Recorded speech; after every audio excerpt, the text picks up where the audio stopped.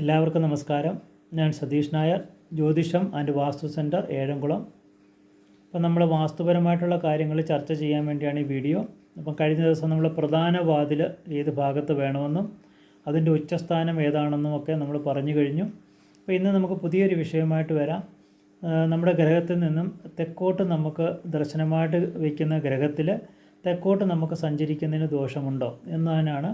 അപ്പോൾ നമ്മുടെ പ്രധാന വാതിൽ തെക്കോട്ട് ദർശനമായിട്ട് വയ്ക്കുകയും നമ്മൾ തെക്കോട്ട് ഇറങ്ങി പോവുകയും ചെയ്യുന്ന സ്ഥിതി ഉണ്ടാകും. അപ്പോൾ ഇത് നമുക്ക് ദോഷമായിട്ട് കണക്കാക്കാൻ പറ്റുമോ എന്നതിനെ പറ്റിയാണ് ഇന്ന് നമ്മൾ വിശദമായിട്ട് ചർച്ച ചെയ്യുന്നത്. അപ്പോൾ നമ്മൾ നേരത്തെ പറഞ്ഞു കഴിഞ്ഞാൽ നമുക്ക് 4 മഹാദിക്കുകളാണുള്ളത്. കിഴക്കേ, വടക്കേ, തെക്കേ, പടിഞ്ഞാറ് എന്ന മഹാദിക്കിലോട്ട് ഫേസ് ചെയ്തുകൊണ്ട് ഗ്രഹം പണിയുന്നതിന് ദോഷമില്ല എന്ന് നമ്മൾ പറഞ്ഞു കഴിഞ്ഞു. അപ്പോൾ നമുക്ക് 100% നമ്മുടെ പ്രധാന വാതിൽ തെക്കോട്ട് ദർശനമായിട്ട് നമുക്ക് ഗ്രഹം പണിയാം. അങ്ങനെ തെക്കോട്ട് ദർശനമായിട്ട് നിൽക്കുന്ന ഗ്രഹമെന്ന് പറയുന്നത് നമുക്ക് തെക്കെന്നുള്ള ദിക്കിനെ കണക്കാക്കുന്നത് യമദിക്കായിട്ടാണ് കണക്കാക്കുന്നത്. അതുപോലെ തന്നെ നമുക്ക് വടക്ക് ദിക്കിനെ കുബേര ദിക്കെന്നും കിഴക്ക് ദിക്കിനെ ഇന്ദ്രദിക്കെന്നും പടിഞ്ഞാറ് ദിക്കിനെ വരണ ദിക്കെന്നും ആയിട്ട് കണക്കാക്കിക്കൊണ്ടാണ് ഗ്രഹനിർമ്മാണം നടത്തുന്നത്.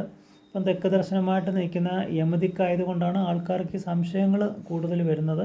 ഞങ്ങളുടെ ഗ്രഹത്തിൽ നിന്ന് തെക്കോട്ടിറങ്ങിയാൽ ദോഷമുണ്ടോ എന്നൊക്കെ പലരും ചിന്തിക്കുന്നത്.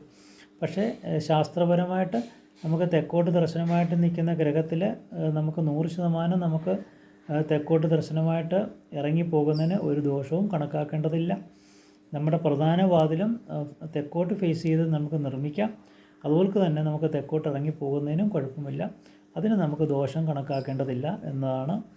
അതുപോലെ തന്നെ നമുക്ക് വേറൊരു കാര്യം ചിന്തിക്കാനുള്ളത്, നമ്മുടെ ഗ്രഹത്തിൻ്റെ 2ാം നില 3ാം നിലയിലോട്ടൊക്കെ നമ്മൾ ഉയർത്തി പണിയുമ്പോൾ ആ ഗ്രഹത്തിൽ നിന്ന് തെക്കോട്ട് നമ്മുടെ ഗ്രഹത്തിലേക്ക് ഇറങ്ങുന്നതിന് പടികൾ ഇറങ്ങുന്നതിനുള്ള ദോഷങ്ങൾ കണക്കാക്കാറുണ്ട്. അപ്പോൾ അതുകൊണ്ടാണ് നമ്മൾ സ്റ്റെപ്പുകളൊക്കെ തെക്കോട്ട് ഇറങ്ങാത്ത രീതിയിലുള്ള സ്റ്റെപ്പുകൾ പണിയുന്നത്. ഒരു ഗ്രഹത്തിൽ നിന്ന് ഒരു ഗ്രഹത്തിലോട്ട് ഇറങ്ങാതെ ആ ഗ്രഹത്തിൽ നിന്ന് വെളിയിലോട്ട് ഇറങ്ങുന്നതിന് നമുക്ക് ദോഷം കണക്കാക്കേണ്ടതില്ല. അപ്പം നമ്മൾ പലരും ഗ്രഹങ്ങൾ പണിയുമ്പോൾ തെക്ക് ദർശനമായിട്ട് നമുക്ക് റോഡായതുകൊണ്ട് പണിയും. പക്ഷേ അവരെല്ലാം കിഴക്കോട്ടും പടിഞ്ഞാറോട്ടും ഒക്കെ വാതിൽ വെച്ച് ഇറങ്ങി പോകുന്നതായിട്ടാണ് കാണുന്നത്. പക്ഷേ ഇതിൻ്റെ ആവശ്യമില്ല. നമ്മുടെ പ്രധാന വാതിൽ ഉച്ചസ്ഥാനത്ത് തെക്ക് ദർശനമായിട്ട് നമുക്ക് വയ്ക്കുകയും തെക്കോട്ടിറങ്ങി സഞ്ചരിക്കുകയും ചെയ്യാം. അതിന് നമുക്ക് ശാസ്ത്രപരമായിട്ട് ഒരു ദോഷവും കണക്കാക്കേണ്ടതില്ല.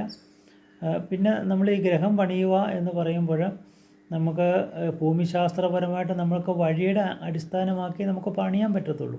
അപ്പോൾ നമുക്ക് കിഴക്ക് പടിഞ്ഞാറ് ദിശയിലുള്ളൊരു വഴിയുണ്ട്. നമുക്ക് തെക്കോട്ടാണ് ദർശനം നമ്മുടെ വസ്തു കിടക്കുന്നത്.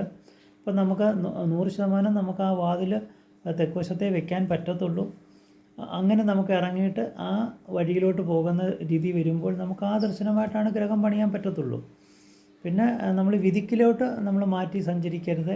ചില കോണിലോട്ടുള്ള വഴികൾ കാണും. ആ വഴികൾക്ക് നേരെ നമ്മൾ ഗ്രഹം പണിയുമ്പോൾ നമുക്ക് വിദിക്കിലേക്ക് മാറി സഞ്ചരിക്കുന്ന രീതിയിലുള്ള ഗ്രഹമായിരിക്കും നിർമ്മിക്കുന്നത്. അത് നമുക്ക് ദോഷമാണ്.